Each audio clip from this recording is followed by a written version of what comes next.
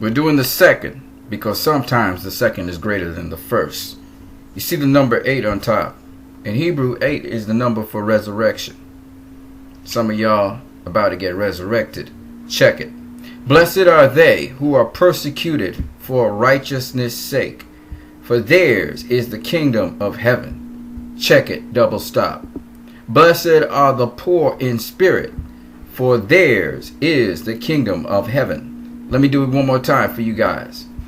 Blessed are they who are persecuted for righteousness' sake, for theirs is the kingdom of heaven. Blessed are the poor in spirit, for theirs is the kingdom of heaven.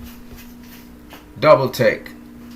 You realize that the poor in spirit are also they who are persecuted for righteousness' sake, for theirs is the kingdom of heaven. Both guys, both sets of people. The blessing is theirs is the kingdom of heaven. In other words, people who are persecuted, usually they are not rejoicing that they are persecuted.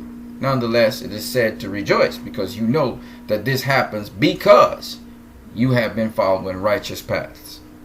But usually people who are persecuted, ostracized, vilified, usually they are not full in spirit. They're not highly, seen and perceived in society as good or someone to model after. So that's why when we see blessed are the poor in spirit, that's someone who is right at the point in time, as we say, your spirit is low, right? Check it. When you are persecuted, if you're a normal human being, it is going to get you down. And your spirit will be low. But guess what?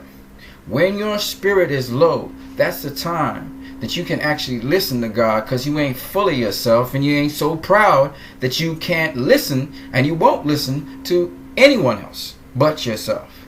As a result of that, usually people who are persecuted, usually for righteousness' sake that is, and people who are poor in spirit have something in common. They are humble. And as a result of that, they're able to hear God. And because of that, they receive of God the kingdom. Is that sick or what? And let me tell you something. Ain't nothing wrong with being poor in anything. A lot of people say poverty is bad. But sometimes poverty brings humility. And then you realize that how you see yourself is more than you really are. That's a very good reality check. And when you have that reality check, then you're humble enough now to see the world for what it really is. And now you're willing to receive the keys to this huge kingdom on earth, which is not any particular nationality or race. It's the kingdom of light. In other words, it's a group of people that walk around showing love to one another because they're humble enough to be able to be used to do that. So I hope that encourages one of you out here before I get into the boxing. If you want to know who Jesus is, just ask him. If you want him in your life, just ask him. It's as simple as that. Let's get into the boxing. So, this is a matchup that I would love to see. Okay, we talking super featherweight. Or we talking featherweight? We talking super featherweight? What are we talking about? No, this ain't super featherweight. Am I crazy or something? I think this is at flyweight. Or is this at super flyweight? I think it's at super flyweight. Yeah, this is a super flyweight matchup I would love to see. Carlos Cuadras, the former WBC super flyweight champion, facing Juan Francisco Estrada. That showdown would be awesome.